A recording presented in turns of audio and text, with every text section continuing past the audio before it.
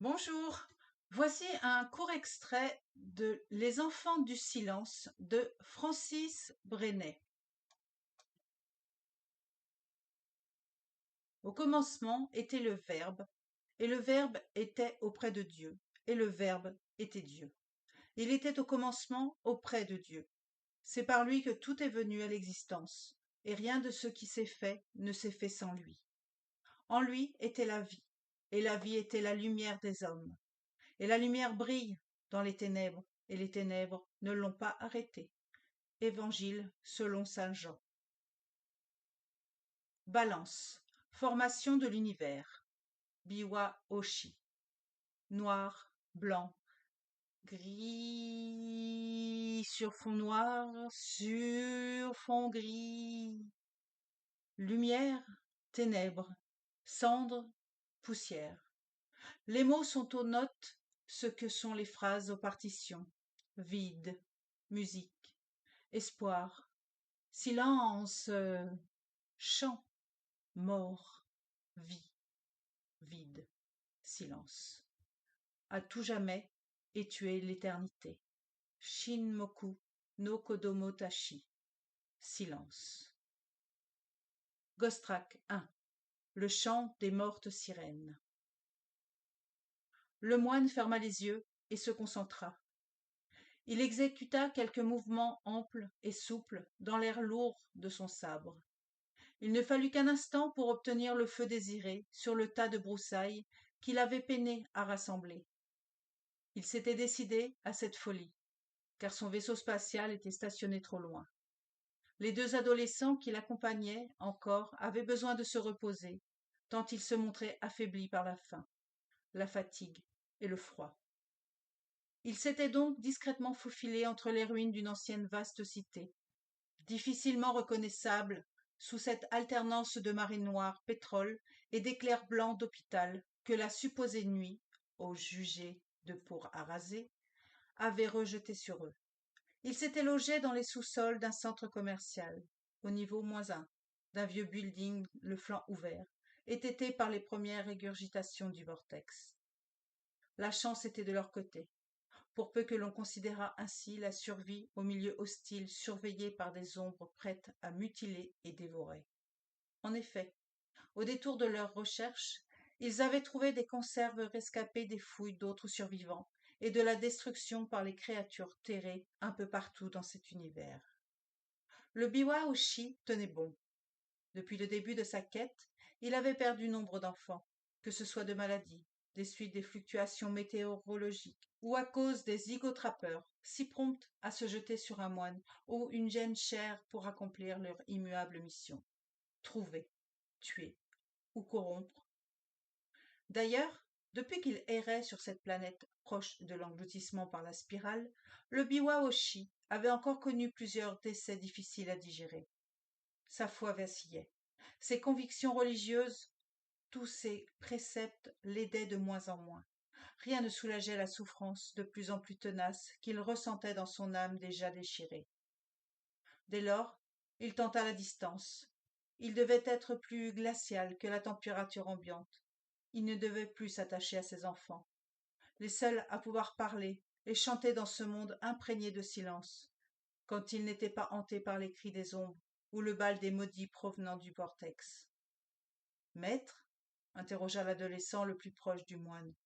Ce grand blond aux yeux verts était fin de traits, la peau à peine affectée par de l'acné. Le prêtre lui signifia aussitôt de se taire d'un geste de la main. Enjoué jusque-là malgré les circonstances, l'autre jeune homme, un brun au regard clair, légèrement plus petit et trapu que son compagnon, observait avec étonnement son comparse, qui avait décidé de parler à voix haute, plutôt que de signer ou écrire, au risque d'ameuter les ombres au tapis non loin. Un silence lourd de plusieurs minutes s'imposa entre eux, avant que le jeune homme qui s'était adressé au biwa-oshi ne se redresse et marche autour d'eux avec excitation. Ses yeux roulaient dans leurs orbites. Il se grignotait les ongles et, sous le coup de l'agitation, semblait sur le point de spasmodier quelque chose. Ce rituel commençait à s'éterniser, ce qui ne manqua pas d'inquiéter le prêtre. Au moment de réagir et de demander au jeune homme de s'asseoir, Il comprit qu'il était déjà trop tard. Un rictus se dessina soudain sur le visage de l'adolescent. Ses traits devinrent désespoir, à contrario. Ils m'ont promis, je suis désolée. De l'eau fut brusquement jetée sur le feu de camp, noyant le trio dans une nouvelle obscurité, à peine éclaboussée par les flashs de lumière superficielle de la spirale. Un éclair, dû à un tesson de vitre de building, déchira les ténèbres et tut la voix de l'autre jeune homme. Un début de Mais pourquoi alors qu'un sourire ensanglanté se dessinait sous sa gorge. Le sang se déversait encore, mais l'enfant n'avait pas attendu pour adresser son âme au Dieu qui souhaiterait l'accueillir par-delà le vide ambiant. Je suis désolée. Ils m'ont promis. Terrifié, en dépit de son titre qui devait lui conférer un sang-froid légendaire, le moine aperçut la scène à la lueur des flammes bleutées de son sabre. Le jeune homme, face à lui, se mit soudain à crier à gorge déployée. Des hurlements à proximité, à chaque instant plus nombreux, retentirent. Bientôt, le biwa Oshi serait encerclé. Face à une telle situation, il ne savait quoi faire. Même l'enfance, son innocence, s'avérait si aisément corruptible. Quel accord secret s'était-il joué dans la tête de l'adolescent, oscillant entre larmes et rires déments? Il fallait l'empêcher de hurler, ce que fit le moine, par obligation, pour le bien de sa mission, pour sa survie, par peur, égoïstement en fin de compte. Sa lame s'enfonça dans le cœur jeune qu'il devinait en face de lui. L'étonnement, puis le soulagement, répondirent à la honte et la colère. Ne pouvant accorder aucun rituel mortuaire, le prêtre prit les jambes à son cou, en direction de son vaisseau spatial, tranchant toutes les silhouettes monstrueuses qui plongeaient sur lui, qui tentaient de gangréner jusqu'à son ombre. La poussière soulevée n'aida pas à calmer le flot de larmes qui volait dans sa course. Ses poumons brûlaient, ses jambes flageolaient, sa tête goûtait les prémices d'une migraine, sa peau, irritée, démangeait. Pourtant, ce tableau de souffrance physique qui s'accumulait à chaque pas enfoncé dans la cendre n'était rien en comparaison de la violente douleur qui investissait sa conscience. Il ne savait vraiment plus ni à qui se fier, ni à quoi se vouer. Sa quête avait-elle un sens? Non.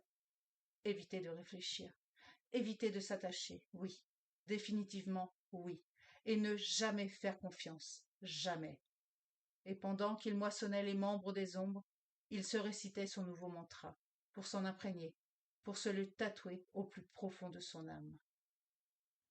Voilà pour ce court extrait des Enfants du silence de Francis Brenet. J'espère que ça vous a plu et donné envie de le découvrir. Je vous dis à bientôt. Au revoir.